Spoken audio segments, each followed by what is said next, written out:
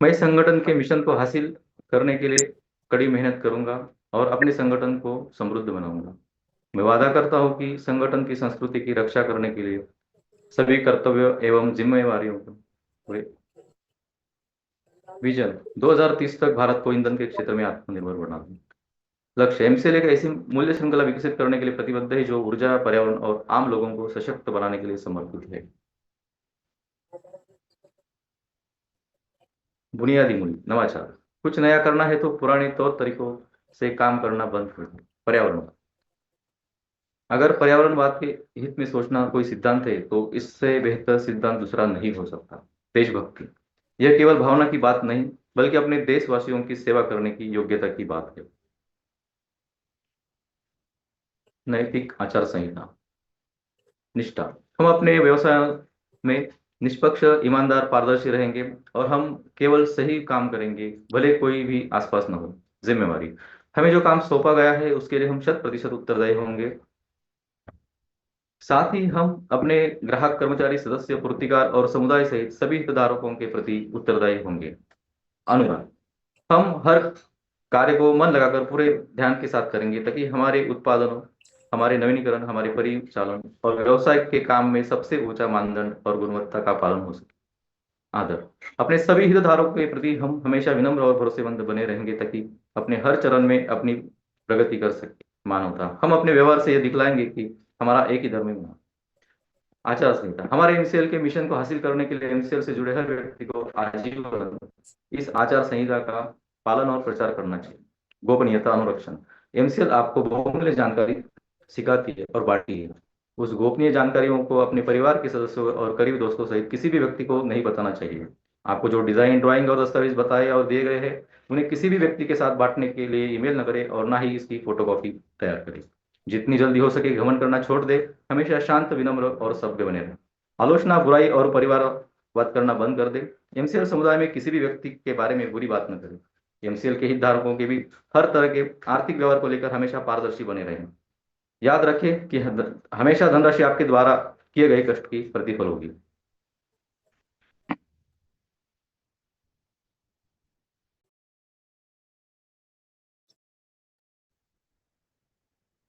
किसी भी प्रकार के प्रतिस्पर्धी कारोबार, एमएलएम, धर्म या राजनीति को बढ़ावा देने वाली बातों की हमारे समुदाय में बिल्कुल भी अनुमति नहीं है। समय निष्ठा सफलता की कुंजी है।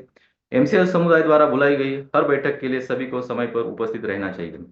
ज्येष्ठ और वरिष्ठ जनों के लिए आज्ञाकारी रहे। समुदाय के साथी सदस्यों, कनिष्ठ और महिलाओं की सुरक्षा करें। आपके साथ हर व्यक्ति को सुरक्षित महसूस होना चाहिए। वास्तविक और निष्ठावान प्रशंसा करें।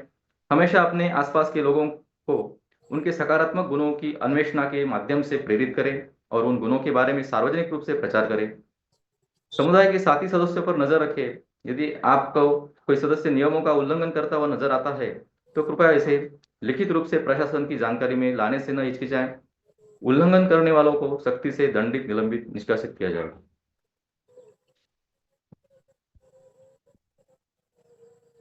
तो आगे प्रोग्राम शुरू करने से पहले Recording in progress.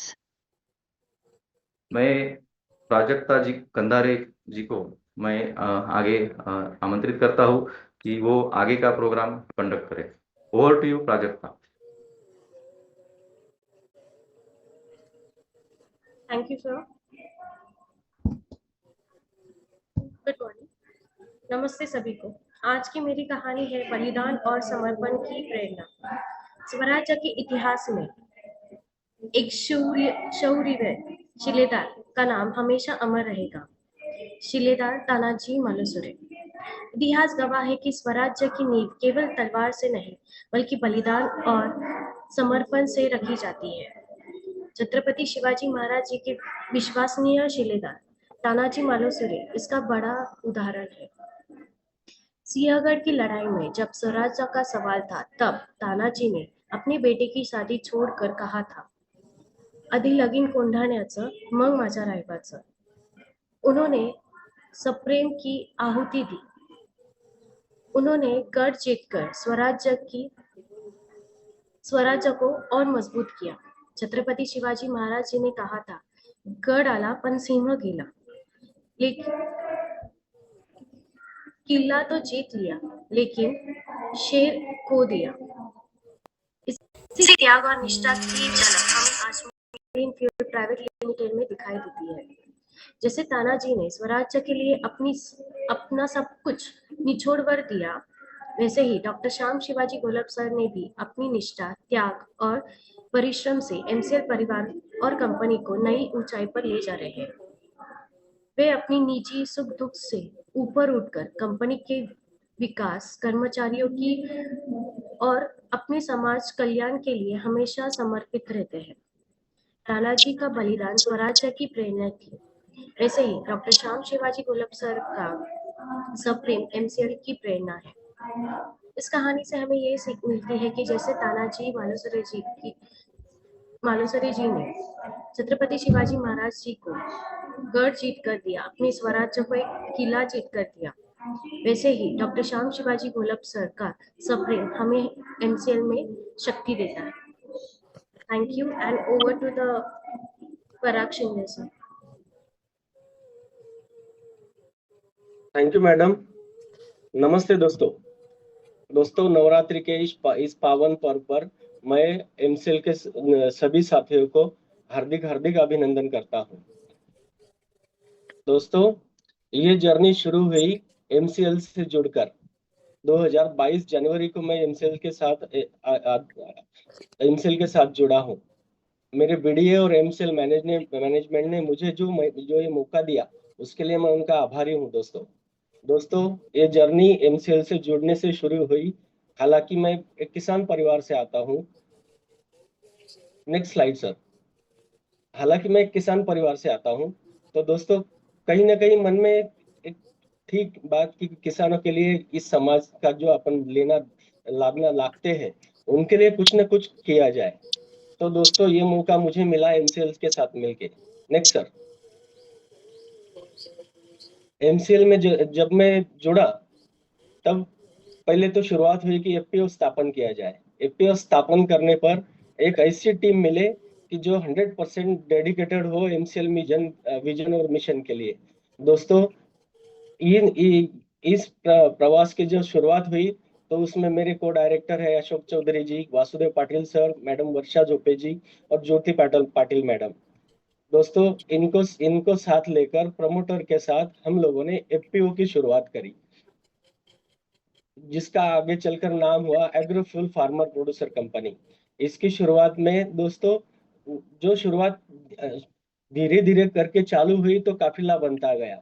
एक साल करीबन हमको पूरे सभासद करना, जो हमारे तहसील के 61 ग्राम पंचायत है उसमें से 51 ग्राम पंचायत टोटली पेड एमवीपी है सर। और उसके साथ पूरे 15,600 सभासद जुड़ने के बाद ये काफिला यहाँ तक आकर चालू हुआ।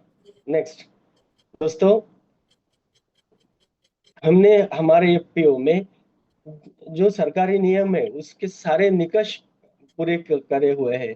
इसमें एसटी, एससी, ओबीसी, एनटी इनके साथ मिलकर एक बहुत अच्छी टीम हम लोगों ने पाई है। दोस्तों मुक्ताई नगर तहसील में अभी हमको जो फिर वो वक्त आया कि भाई अभी क्या किया जाए, इतनी बड़ी टीम तो कर लिए, फिर कुछ ना कुछ तो करना है। यहाँ पे आके रुक जाएंगे तो ये तो चलेगा नहीं।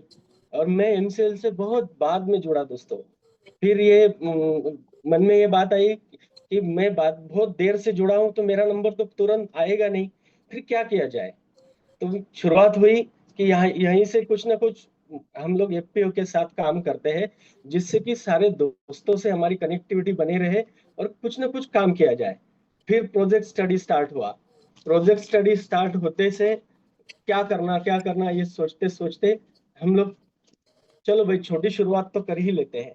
फिर हम लोग जुड़े एनएससी से, नेशनल सीड कॉर्पोरेशन से जुड़कर हम लोगों ने शुरुआत करी छोटे से कि भाई अपने जो किसान है उन सारे किसानों को अपन सब्सिडी के ऊपर बीज उपलब्ध करा देंगे। जो कि हमारा वो जो छोटा सा जो पहला प्रयास था वाकई में सक्सेसफुल रहा दोस्तों। 45% सब्सिडी के साथ हम लोगों ने उनसे ये भी भरोसा दिलाया कि आप ये जो सीड हमसे लेंगे उस सीड से जो अनाज बनेगा उसका पूरा बायबैक भी हम लोग करेंगे। और दोस्तों ये शुरुआत थी हमारे एफपीओ की और यहीं से सही तौर पर किसान हमसे जुड़े। दोस्तों यहाँ फिर ये एक प्रोग्राम तो कर लिए, ये हर पूरे 12 महीने तो ये काम चलना नहीं था। फिर यहाँ पर रुक जाना है क्या? तो नहीं रुक देंगे तो क्या करेंगे? तो फिर वहीं से फिर वापस शुरू हुआ, आगे चलकर जाने की मुहिम यहीं से शुरू हुई। फिर सारे डायरेक्टर, सारे प्रमोटर, सारे एमवीपी सबने मिलकर सोचे कि चलो क्या करना है, आगे सोचते हैं। फिर दोस्तों हम लोग पहुंचे सीमैप में। सीमैप जाकर, जो central institute of medicinal plant and aromatic plants का इंस्टीट्यूट है, वहाँ कुछ हमारे एमवीपी, हमारे डायरेक्टर ने जाके वहाँ पे पूरा ट्रेनिंग लिया, सारी जानकारी ली। वहीं से कौन सा इक्विपमेंट खरीदना है, कौन सी मशीनरी लगवाना है, ये सारी बातें वहां से हम लोगों ने प्राप्त करी दोस्तों। ये पूरा प्रोजेक्ट समझने के बाद हम लोग वापस आए। जब जब आकर फिर भी हमें लगा कि हम लोग इतने पर भी पूरे साल भर काम नहीं कर सकते, ये हमारे लिए अभी भी पूरा नहीं है, तो क्या किया जाए? फिर फिर बात आई कि हमारे डिस्ट्रिक्ट में हल्दी की पैदावार बहुत अच्छी खासी है दोस्तों, और किसानों की कुछ समस्या भी उसके साथ जुड़ी हुई थी।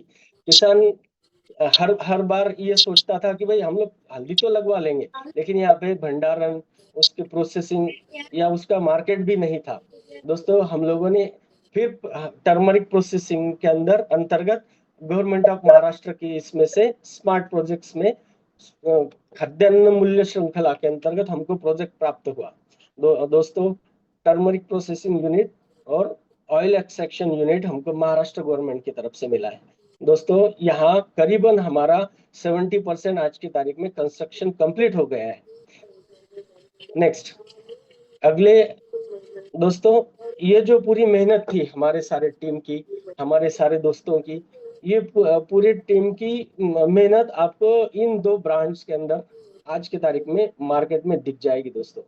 इसमें हमारा जो एग्रोफ्यूल्स शुभ्रा बुल के जो ब्रांड है, ये मसाला क्लास में हम लोगों ने रजिस्टर कर रखा है। इसकी सारी सर्टिफिकेशन हम लोगों ने ले रखी है और ये आज बिकने के लिए रेडी है दोस्तों। इसके बाद हमने वापस एक प्रोजेक्ट में काम चालू कर दिया, जो कि हमारे ओडीओपी के अंतर्गत डिस्ट्रिक्ट जलगांव में बनाना, ये क्रॉप सबसे मेजर है। और बनाना क्रॉप तो है, बनाना हर किसान पकाता भी है, लेकिन उसकी वैल्यू एडिशन नहीं कर पाता। और इसमें हम लोगों ने एक छोटा सा प्रयास, बनाना कुल्फी के नाम से एग्रोफिल्स कान्हा, ये हमारा इसका रजिस्टर्ड ब्रांड है, और इसमें हम लोगों ने 70% बनाना पल्प इसमें ऐड किया है दोस्तों। और आप अगर बोलेंगे कैंडी, तो कैंडी नहीं है ये मावा कुल्फी है, जो हमारी तरफ इसको मावा कुल्फी के नाम, मावा कुल्फी से पहचानते हैं। और उसमें भी हमारी यूएसपी है दोस्तों कि हम ही पहले ऐसी एफपीओ है जो 17% बनाना पल्प मावा कुल्फी में ऐड करते हैं दोस्तों।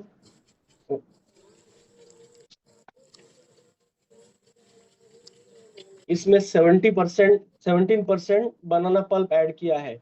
यूनिट अभी फिलहाल हमारा यूनिट छोटा सा ही है, लेकिन हम लोग कोशिश करेंगे, और कुछ मार्केट से भी हमको अच्छा रिस्पांस मिल रहा है। सारे ग्राहकों का रिस्पांस बहुत ही अच्छा प्यारा मिला दोस्तों हमको। हम लोग कोशिश कर रहे हैं कि इसके बाद अभी अगले साल इससे भी बड़ा प्रोजेक्ट हम लोग लगाए और उस पर काम करें दोस्तों। नेक्स्ट दोस्तों, अभी कुछ ही दिनों में कुछ ही महीने पहले जलगांव डिस्ट्रिक्ट में बनाना क्लस्टर सैंक्शन हुआ दोस्तों। इसमें माननीय कैबिनेट मिनिस्टर रक्षा जी खड़से की तरफ से इसकी ओपनिंग सेरेमनी में हमारे एफपीओ को मैक्स किसान ट्रॉफी से नवाजा गया दोस्तों। इसमें ये सारी बातें दिखाई दे रही है। अंत में आखिरी जो हम लोग काम करते हैं वो है ट्रेडिंग। आगे करिए सर। दोस्तों हम लोग किसानों से मक्का, सोयाबीन, हरभरा, इसमें भी किसानों के उत्पाद खरीदते हैं और आगे कंपनी को बेचकर हर किसान को उसका अच्छा मुआवजा प्रदान करते हैं। नेक्स्ट दोस्तों, आखिरी में एक कविता कहकर आप खत्म करूंगा। लहरों से डरकर नौका पार नहीं होती, कोशिश करने वालों की कभी हार नहीं होती। दोस्तों हमने ये छोटी सी कोशिश करी है, जैसे कि श्याम सर जी भी जी जान से फंडिंग के लिए कोशिश कर रहे, और होगा, जरूर होगा। परमेश्वर उनके हाथों को सफलता प्रदान करेगा। दोस्तों, इतनी इतनी बात करके मैं अपनी वाणी को विराम देता हूँ। जय हिंद, जय MCL. Thank you. Over to you sir. Thank you Parag sir. लहरों से डरकर नौका पार नहीं होती और कोशिश करने वालों की कभी हार नहीं होती सर। ये सही है। Thank you Parag sir. ये पराग सर हमारे मुक्ताई नगर तहसील के एमएसएस एक एमपीओ एक अच्छी तरह से उन्होंने रन करके दिखाया है। मैं श्याम सर का आभारी रहूंगा कि इन्होंने हम जैसे बहुत सारे सामान्य लोगों को इस डायस के माध्यम से एक एंटरप्रेन्योर बनाने की तरफ हमें आगे मौका दिया।